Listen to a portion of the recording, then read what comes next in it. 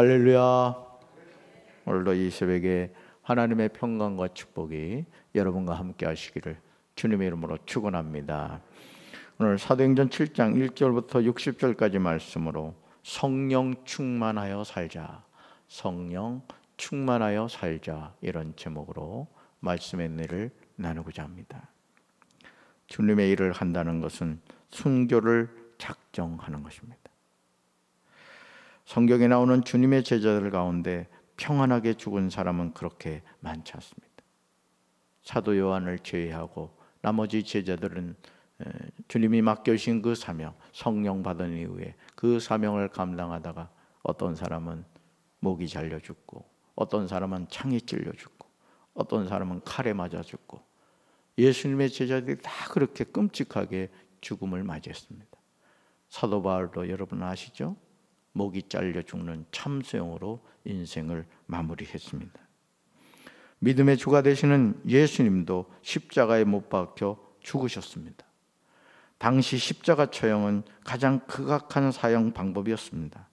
그래서 로마인들은 자국인에 대해서는 어떤 경우도 십자가형에서 죽이지 않았다고 합니다. 우리는 예수님을 따른다고 고백하죠. 예수님을 닮기 원한다고 말합니다. 하지만 주님의 고난은 싫어합니다. 주님의 영광만을 얻기를 사모합니다.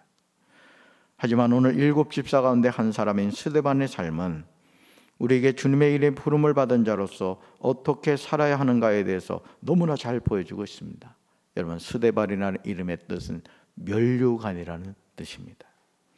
스데반이 어떤 일을 했는가에 대해서 사도행전 6장 8절에 나옵니다. 스데반의 은혜와 권능이 충만하여 큰 기사와 표적을 민간에 많이 행하니. 사랑하는 성도 여러분, 이 말씀을 주목해서 보시기 바랍니다. 큰 기사와 표적은 사도들의 전유물이 아니었습니다. 7 집사 가운데 한 사람인 스데반도 은혜와 권능이 충만하여 이런 일을 감당했습니다. 오늘도 마찬가지입니다. 하나님은 담임 목사를 통해서만 큰 기사와 표적을 행하지 않으십니다. 저는 강경제일교회 모든 성도가 은혜와 권능이 충만하여 큰 기사와 표적을 행할 수 있게 되기를 주님의 이름으로 축원합니다. 여러분 가운데 예를 들어서 예언의 은사를 받으셨다거나 신유의 은사가 있다거나 영분별의 은사가 있다거나 어떤 은사든지 하나님이 주셨으면 그 은사를 여러분 쓰셔야 됩니다. 신유의 은사가 있는 분들은 어떤 일을 해야 되겠어요? 병원 신방을 하셔야 됩니다. 병원을 아예 그냥 이 백제병원을 내 안방 드나들듯이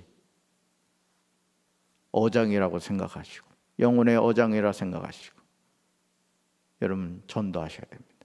아멘이십니까? 오늘 저는 그렇습니다. 제가 강경제일교회 담임 목사로서 저는 여러분이 어떤 은사를 받았든지 그 은사를 쓰시기를 주님의 이름으로 축원합니다. 단 한 가지 꼭 부탁드릴 것은 그걸 가지고 장난치지 마십시오. 괜히 집안에다 기도재단 차려놓고 돈 봉투 받고 그런 하나님 기뻐하시지 않는 방법으로 은사를 쓰지 마시고 담임 목사를 찾아와서 목사님 저에게 이런 은사가 있습니다. 이런 은사를 주신 것 같습니다. 라고 말씀을 드리면 저는 여러분들이 그 은사를 교회 안에서 사용하실 수 있도록, 아니 그 은사를 통해 하나님의 교회를 세워가는 일에 쓰실 수 있도록 저는 적극 여러분을 칭찬해 드리고 권면해 드릴 겁니다. 저는 우리 사랑하는 강경제일교회 모든 성도들이 은혜와 권능이 충만하셔서 하나님께 쓰임받게 되길 주님의 이름으로 축원합니다. 그러나 은사 때문에 교만해지는 일을 절대로 금해야 됩니다. 담임 목사를 평가한다거나 또 주변 성도들을 그냥 자기 잣대로 내가 은사 받았다고 그런 장난치면 안 돼요. 은사를 받을수록 더 겸손해져야 됩니다. 더 하나님의 이름만 나타내고 저에게 은사 주신 분은 주님이십니다. 주님 영광 받아 주옵소서. 그렇게 하시면 하나님이 여러분의 은사를 통해 놀라운 역사를 이루실 줄로 믿습니다. 나에게 은사를 주신 분은 하나님이시고 우리는 은사로 사역을 합니다. 자, 첫 번째로 2절을 보시면 스데반의 설교는 구속사에 대한 하나님의 일하심을 잘 보여줍니다.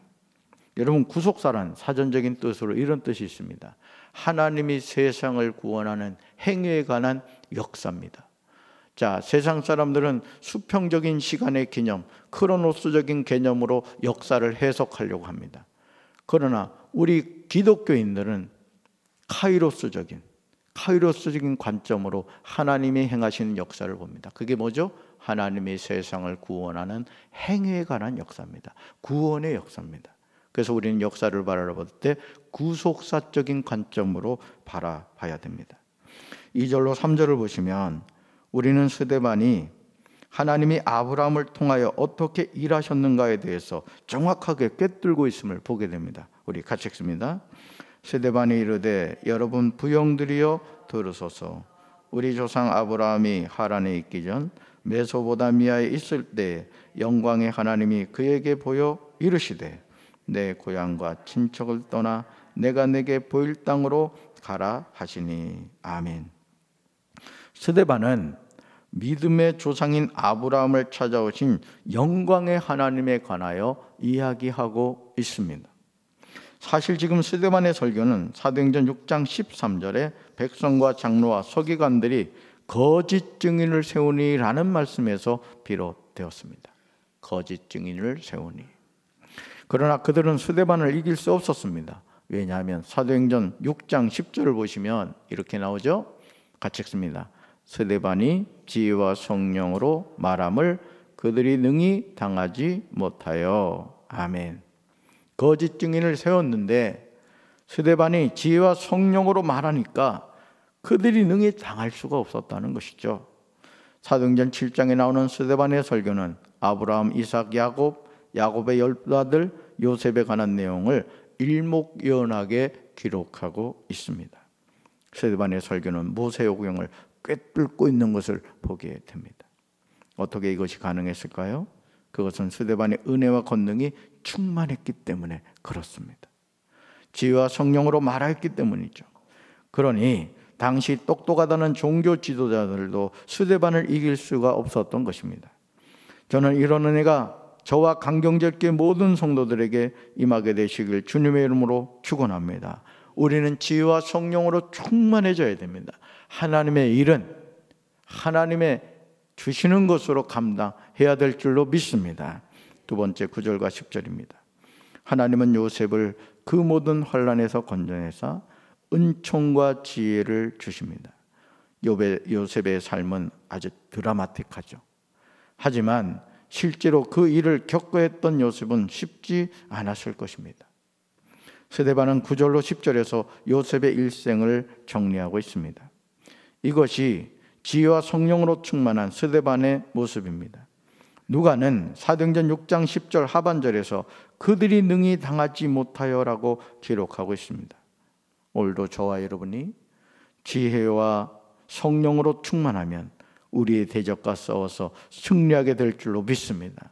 하나님의 자녀는 지혜와 성령이 충만해야 됩니다. 자, 우리 말씀 9절과 10절 같이 읽습니다. 여러 조상이 요셉을 시기하여 애굽에 팔았더니 하나님이 그와 함께 계셔 그 모든 환난에서 건져내사 애굽 왕 바로 앞에서 은총과 지혜를 주심에 바로가 그를 애굽과 자기 온 집의 통치자로 세웠느니라. 아멘. 놀랍지 않아요? 요셉의 생일을 딱 2절로 정리하고 있는 거예요. 이게 어떻게 가능하겠어요? 지혜와 성령이 충만할 때. 아멘이십니까? 오늘 우리에게 이런 지혜와 성령의 충만함이 있어야 될 줄로 믿습니다. 요셉이 노예로 팔린 이유가 뭐죠? 그것은 형제들의 시기심 때문이었습니다. 시기심은 피를 나눈 형제를 노예로 팔아 버립니다. 그러나 하나님은 요셉을 버리지 않으셨다는 거예요. 하나님은 언제나 요셉과 함께 계셨습니다. 그리고 요셉을 모든 환난에서 건져내셨습니다. 여러분, 하나님이 누구 하나님입니까? 나의 하나님이신 줄로 믿습니다. 사망의 음침한 골짜기에서 해를 당하지 않을 것은 주께서 나와 함께 하심이라. 주의 지팡이 막대기가 나를 안위 하시는 줄로 믿습니다. 하나님은 요셉에게 은총과 지혜를 주셨습니다. 바로는 요셉을 애굽과 자기 온 집의 통치자로 세웠습니다. 하나님이 주신 은총과 지혜가 요셉을 통치자로 세운 밑거름이 된 것이죠. 오늘도 나의 나 된 것은 하나님의 은혜인 줄로 믿습니다. 우리가 이 하나님의 은혜를 잊어버려서는 안 되는 것이죠. 요셉이 노예로 팔리고 요셉이 놀랍게 성공한 것은 하나님의 구속사의 여정이었던 거죠. 여러분, 우리 인생에 다가오는 고난, 감당하지 못할 시험당함을 하나님이 허락하지 않으시는 줄로 믿습니다. 여러분, 고난을 바라보지 마십시오. 고난의 이 배후에 하나님이 어떤 일을 계획하고 계신가, 하나님의 행하시는 기적을 바라보는 우리 사랑하는 성도들 되기를 주님의 이름으로 축원합니다. 오늘도 이런 하나님의 일하심은 진행되고 있습니다. 우리에게 영의 눈을 뜨고 보면 반드시 하나님이 보여주실 줄로 믿습니다. 세 번째, 22절과 25절입니다. 모세는 애굽 사람의 모든 지혜를 배워 그가 말과 하는 일이 능하였습니다. 요셉과 모세의 삶은 상당히 대조적입니다. 요셉의 삶이 하나님의 계획하심 속에서 하나님의 이끄심으로 진행되고 하나님의 일하심으로 마무리가 되었다면, 모세의 경우는 하나님의 계획하심 속에서 하나님의 이끄심으로 진행이 되지만 하나님의 일하심이 아닌 모세 자신의 의지적인 노력으로 뭔가를 하려고 하는 것을 보게 됩니다. 그러니까 요셉의 삶과 모세의 삶을 여러분이 잘 대비해 보셔야 돼요. 똑같이 하나님의 이끄심으로 시작되는데 어느 순간 모세는 자기의 노력으로 뭔가를 하려고 몸부림을 치는 것을 보게 됩니다. 사도행전 7장 22절과 23절은 이런 모세의 모습이 잘 나오죠. 같이 읽습니다. 모세가 애굽 사람의 모든 지혜를 배워 그의 말과 하는 일이 능하더라. 나이가 40이 되매 그 형제 이스라엘 자손을 돌볼 생각이 나더니. 아멘. 요셉과 마찬가지로 모세도 모든 지혜를 배워 그의 말과 하는 일들이 능했습니다. 그런데 요셉은 하나님의 일하심에 모든 상황을 맡겼다면, 모세의 경우는 스스로 생각으로 뭔가를 하려고 한 겁니다. 그리고 그가 했던 최초의 일은 24절 보시면 애굽 사람을 죽인 살인이었습니다. 똑같이 하나님의 부르심을 받아서, 그죠? 요셉은 형들의 시기심으로 노예로 팔렸잖아요. 모세의 인생은 어떻게 되죠? 태어나자마자 사내 안에는 다 죽여야 된다는 거예요. 근데 하나님의 은혜로 바로의 공주의 아들이 되잖아요. 똑같이 인생이 진행돼요. 근데 요셉은 끝까지 하나님의 이끄심에 순종하는데, 모세는 어느 순간 자기 스스로의 노력으로 내가 이 민족을 구원하리라, 이런 행동을 했던 거죠. 자, 그래서 최초의 한 일이 뭐라고요? 살인이었습니다. 모세가 얼마나 큰 착각을 하고 있었는지 이어지는 25절에 잘 나옵니다. 25절 같이 읽습니다. 그는 그의 형제들이 하나님께서 자기의 손을 통하여 구원해 주시는 것을 깨달으리라고 생각하였으나 그들이 깨닫지 못하였더라. 아멘. 파란 글씨 보세요. 하나님께서 자기의 손을 통하여 구원해 주시는 것을 깨달으리라고 생각했다는 거예요. 누구 손을 통하여? 자기의 손을 통하여. 여기에 문제가 있는 거예요. 요셉과 모세의 삶에서 우리가 주목해서 보아야 하는 것은 10절에서 요셉에게 은총과 지혜를 주심에 이렇게 나와요. 자, 누가 주셨죠? 은총과 지혜를 누가 주셨죠? 하나님이 주셨어요.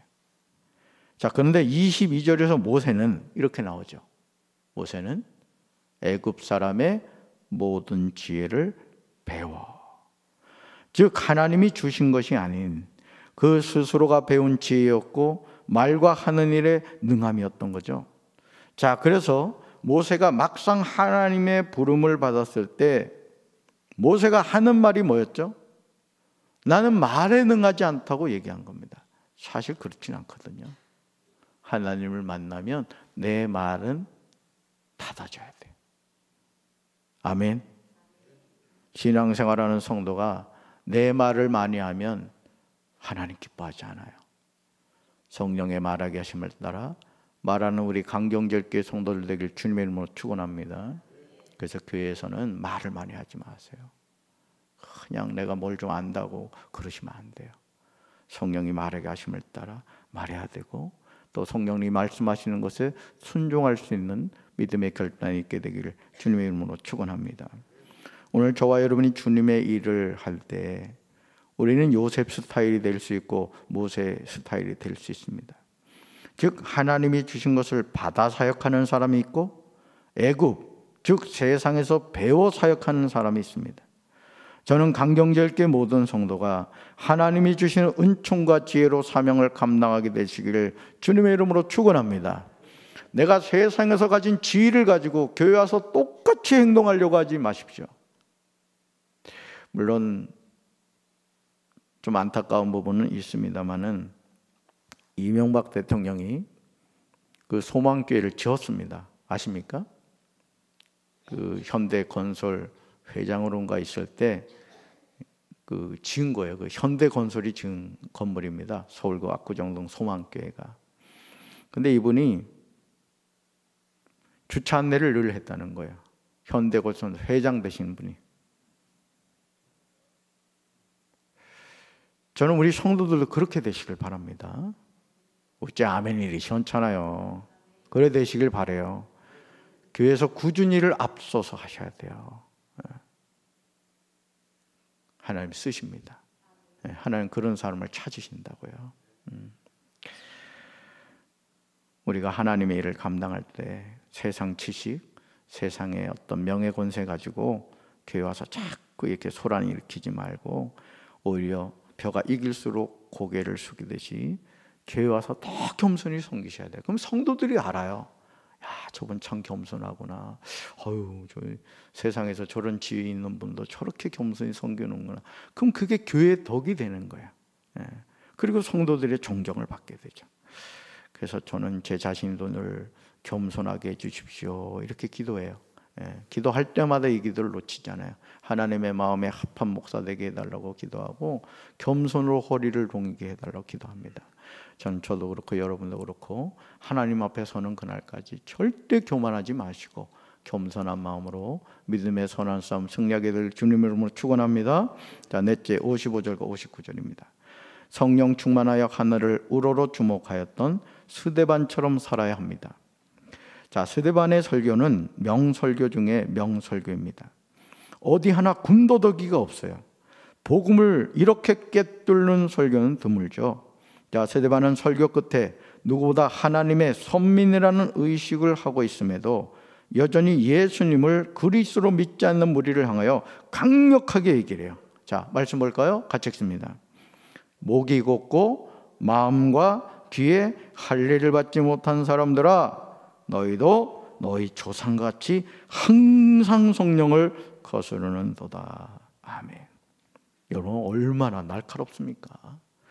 여러분 사실 그래요. 이 강단에서 담임 목사도 여러분들한테 듣기 좋은 얘기하고 여러분 좋습니다. 아주 칭찬이나 하고 말이죠. 그래도 막 이렇게 하면 얼마나 좋겠어요. 근데 사실은 강단에서 담임 목사가 교회 다녀도 여러분 지옥 갑니다. 목사 장로들 지옥 많이 갑니다. 여러분 이런 얘기하면 사실 좋은 게 아니거든요. 사실은 어느 목사가 그런 얘기 합니까? 근데 여러분 명의는, 병원에 있는 명의는 환자를 보면 정확하게 그 병을 이야기해 줘야 되는 거예요. 아이고 암에 걸리셨네요. 빨리 치료하셔야 되겠습니다. 이게 명의잖아요. 저는 그런 목사가 되길 원합니다.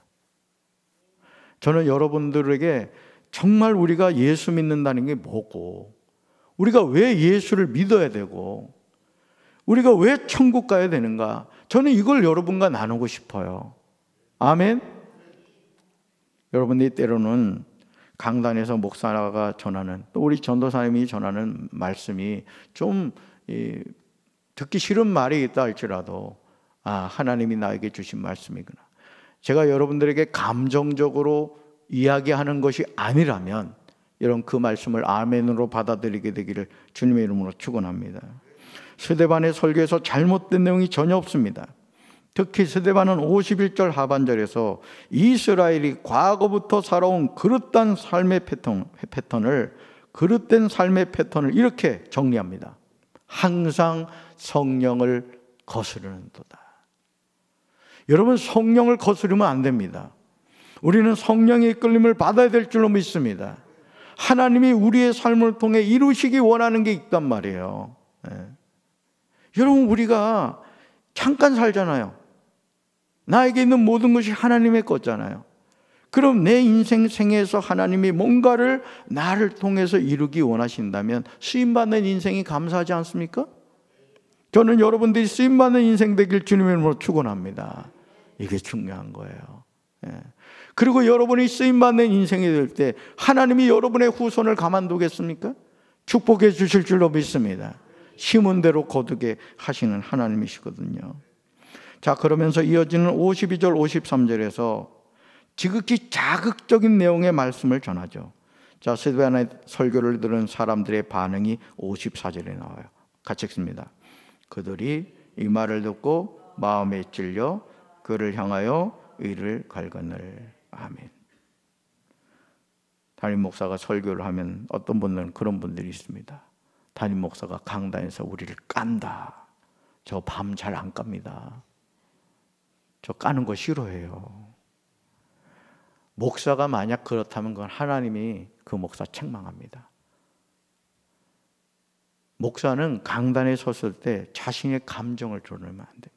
말씀만 전해야 돼요.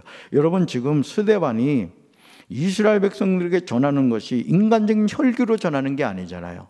구속사적인 관점에서 하나님의 말씀을 분석하고 성령의 말하게 하심을 따라 그들에게 말하고 있는 거예요. 자, 그러면서 뭐라고 진단해요? 너희들이 항상 성령을 거스르고 있다. 그러면 뭘 해야 되죠? 우리가 잘못했구나. 회개해야 되잖아요. 근데 회개하지 않고 오히려 마음에 찔려 그를 향하여 이를 갑니다. 정말 이상하죠? 스데반의 설교를 듣는 사람들이 분명히 마음의 찔림을 받습니다. 그러면 회개해야 마땅한데 오히려 스데반을 향하여 이를 갑니다. 왜일까요? 그들 안에 사탄이 들어가 있기 때문이에요. 사탄이 들어가면 말씀을 거부합니다. 반면 스데반은 오히려 성령 충만하여 담대하게 말하는 것을 보게 돼요. 자, 55절 같이 읽습니다. 스데반이 성령 충만하여 하늘을 우러러 주목하여 하나님의 영광과 및 예수께서 하나님 우편에 서신 것을 보고. 아멘. 자, 스데반이 뭐가 충만하여? 여러분, 사도행전을 누가 썼다 그랬죠? 누가의 직업이 뭐라 그랬죠? 의사였습니다. 스데반이 성령 충만한 것조차도 누가는 언급하고 있는 거예요. 저는 이런 은혜가 저와 여러분의 삶에 항상 함께하기를 기도합니다. 결국 스데반은 성난 사람들의 돌에 맞아 순교합니다. 그는 끝까지 주님께 간절히 부르짖죠. 그리고 믿음으로 고백해요. 같이 읽습니다. 주 예수여, 내 영혼을 받으시옵소서. 이것이 저와 여러분의 마지막 임종의 순간에 고백하는 내용이 되기를 주님의 이름으로 축원합니다. 제가 강경제교회 담임 목사로서 그 목사님 참 좋은 말 많이 했어, 괜찮은 목사야, 이런 평가가 아니라 우리 담임 목사님은 정말 하나님의 말씀대로 전했고 그 말씀대로 우리에게 전해주셔서 우리가 우리 죄를 볼 수 있었어. 저는 이렇게 평가하는 담임 목사가 되기를 원합니다. 우리 사랑하는 성도 여러분들도 강단에서 전해지는 그 말씀을 가감없이 받아들이셔서 하나님의 진실한 자녀로 살아가는 이 하루가 되기를 주님의 이름으로 축원합니다. 기도하겠습니다. 좋으신 하나님, 감사합니다. 오늘 스데반은 성령이 충만하여 이스라엘 백성들을 향하여 너희들이 항상 성령을 거스른다고 이야기했습니다. 오늘 우리는 과연 얼마나 성령님께 순종하며 살아가고 있습니까? 얼마나 성령의 말하게 하심을 따라 말하며 살아가고 있습니까? 주여, 우리 강경제일교회가 성령의 이끌림을 받게 도와 주시옵소서. 인본주의가 사라지게 하시고 신본주의적인 교회가 되게 하여 주옵소서. 하나님이 이 교회의 주인이 되어 주시고 담임 목사를 비롯한 정교인이 성령의 이끌림을 받으며 살아가게 하옵소서. 예수님 이름으로 기도합니다. 아멘.